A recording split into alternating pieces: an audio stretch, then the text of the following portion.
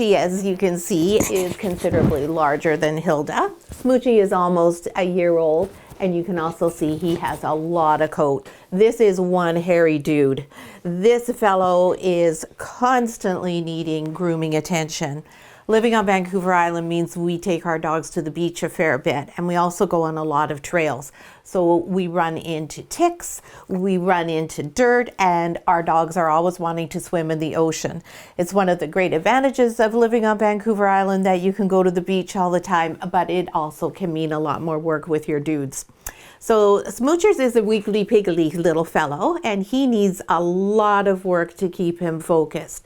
So I usually tend to spend time grooming him in between his appointments in the evenings. Smoochers likes to sit on my lap. He loves to watch TV. He does get very focused on the TV. He often talks to the TV. And so that's a really good time for me to be able to get him to be quiet and sort of still, and we can do some grooming.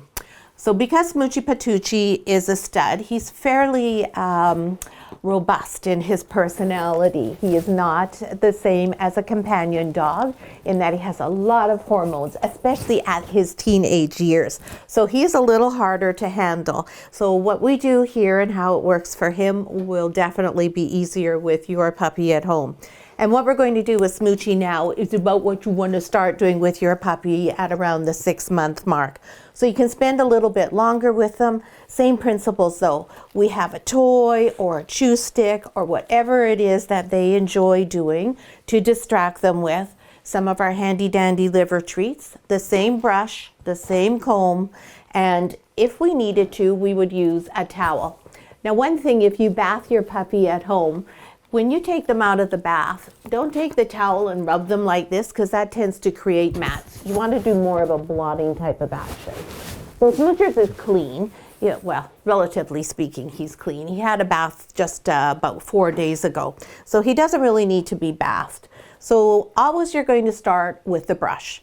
The brush is always your first line of defense. So you're going to want to go over his coat, and I start like this, which really doesn't do anything much in terms of actual maintenance, but it gets him in the spirit of the thing. He knows, oh yes, we're going to do grooming. Okay, this is good. And he likes it because it's like petting. Now to actually manage his coat, what you want to do is go down to the skin. That's the trick. If you don't go down to the skin, then you are not getting actual mats out. So we'll show you here on the side of him if he'll cooperate with us here. So you want to start, and you're going to start at the tail if you're doing this, and then work your way up the body. And you may want to do this over more than one sitting. So you just want to separate the fur, just like this, right down to where you can see a good line. Right down to the skin where you can see the line of his skin. And then you brush right out in all directions away from that line. And you just do a little bit at a time. And then you move up a little bit farther on his coat. And then you do again, down, right down the line. You see he's hiding his nose in my arm. He quite enjoys doing that, and he did that all on his own, but it also helps to keep him still. Now we do this, like I said, in the evenings. It's great. He can look at Reynolds beside me. Reynolds can distract him, but primarily what he does is look at TV. So this is what you do, just through his whole coat, right up and down his whole body. Now he's just like a puppy still because he's still a teenager, and he's like, oh, I need to have my treat. I get a treat, and he's got his treat. And he's happy with me again. So I would separate his main body into 4 sections, treat him after each time. And then I would do his legs as a different section, and then his head and his chest. And once you've done the area, you take the comb and you put it through. And see how it's moving? As long as it's going through smoothly, then you know you've got everything. There's no mats. And you're good to go. And you're not going to have to use the brush to any huge extent, because you can see I only did that very small area, but I'm able to get the comb right the way through him quite easily.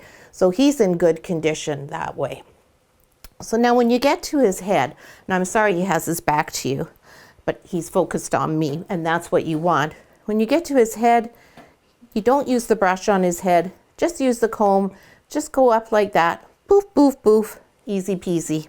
The main thing you want to worry about on the head area, as I mentioned with Hilda, is under the ears. This tends to mat.